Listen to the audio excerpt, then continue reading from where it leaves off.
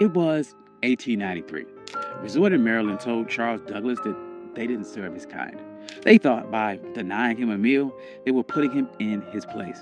But he didn't argue. He didn't march. He walked down the beach, found the property line, and bought 40 acres right next door. He didn't ask for a seat at the table. He bought the ground the table was sitting on. This is the story of how Charles Douglass turned a restaurant rejection into the first black municipality in the state of Maryland. This is One Mike Black History, and if you like stories like this, you can find more stories like this at onemikehistory.com. But without further ado, let's get started. To understand this heist, you have to understand the insult. It was August of 1893. The Chesapeake Bay was the playground for Washington and Baltimore's elite. The system at the time called the place Bay Ridge. It was known as the Queen of Chesapeake. It was a grand hotel, massive boardwalk, and a restaurant that promised the finest dining on the East Coast. Charles Douglass and his wife Laura, they weren't there to make trouble. They were blackocracy. Charles was a high-ranking official at the Treasury Department. He was polished, he was wealthy, and he was a veteran. He walked to the restaurant at Bay Ridge and asked for a table. The waiter did not look at Charles's uniform. He didn't look at his credentials. He just looked at his skin color and said, "We don't serve your kind here."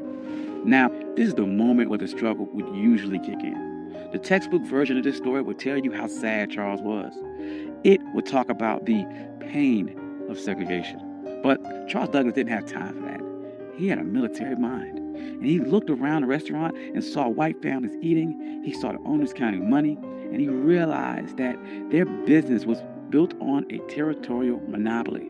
They thought that they owned the prestige of the water. They thought by banning him, they were keeping the luxury for themselves.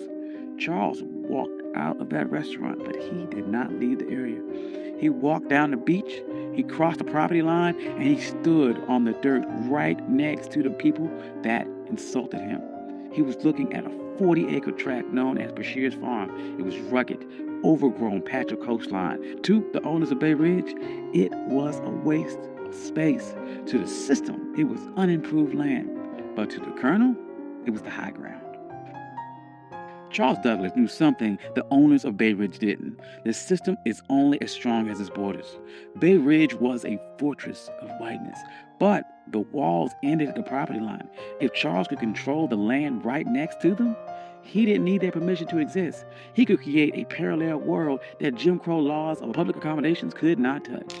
See, in 1893, separate but equal wasn't even legal doctrine yet. That would not happen for another 3 years with Plessy versus Ferguson. But the private property doctrine was already ironclad. The law of the land said that a man could do whatever he wanted with the dirt that he owned. Charles realized that public space was a trap. If you relied on the public to treat you fairly, you were a beggar. But if you owned the private, you were sovereign. So he went to the owner of the 40-acre farm, a man by the name of Daniel Bashir. He didn't ask for a favor. He brought money. He offered him $5,000 cash. In 1893, that was an astronomical sum. It was roughly the equivalent of about $175,000 in today's money. But the strategic value was worth millions. Bashir took the money. He signed the deed. And on that day, the Queen of Chesapeake lost its monopoly. Charles Douglass didn't just buy a farm. He bought the gateway to the bay. He went to the restaurant owners who refused him a sandwich, and he didn't say a word. He just started building. And the first thing Charles did wasn't build a resort for the masses. He built a fortress for his legacy. He built a home for his father, Frederick Douglass. He called it the Twin Oaks. But he didn't just build it anywhere. He positioned the home with military precision. Frederick Douglass had been enslaved on the eastern shore of Maryland. He looked across these same waters as a boy, dreaming of a world where he wasn't property. So Charles Douglass designed Twin Oaks so his father could sit on that property and look directly across the Chesapeake at the very shore where he was once owned. This was psychological warfare. It was a message to the system that you didn't lose a slave, you lost the entire coastline. Frederick Douglass never got to spend a full summer there because he died in 1895, but the receipt was still filled. The Douglass name was now etched into the land in the deeds of Maryland. But Charles was not done. He knew that one house was an anomaly, but an entire empire is a network. So he began subdividing the land, and he didn't sell it to just anyone. He targeted the sovereign class. He sold lots to black doctors, black lawyers, black engineers, black poets in D.C. and Baltimore. He created a neighborhood where the white-only signs of Bay Ridge were relevant. By the turn of the century, Highland Beach wasn't just a place to swim. It was a black think tank. Paul Robeson was there. Langston Hughes was there. W.E.B. Du Bois was there. They weren't protesting segregation. They ignored it. They built their own hotels. They built their own pier. They built a community center. They built a closed economy where black money stayed in black pockets and black dignity was the default setting. Now, there's no way the system sat back and watched this happen. The owners of the white resorts nearby were furious. They saw the private property loophole working against them, and they realized that they had lost control of their territory. So they tried to use paper weapons. First, they tried to use vagrancy laws. They sent the police to harass people walking between the train station and Highland Beach. They wanted to make the journey so uncomfortable that the residents would give up. That didn't work. Highland Beach residents started their own shuttle service. They controlled the logistics. Then the white resort owners tried to use a legal glitch. They realized that Highland Beach was technically a part of an unincorporated area. They thought they could use local zoning boards to condemn the land or pass an ordinance that would tax the Douglass family into bankruptcy. They tried to treat Highland Beach like a nuisance. But the residents of Highland Beach were some of the smartest people in the state. They knew that in America, the ultimate hack for land was municipal status.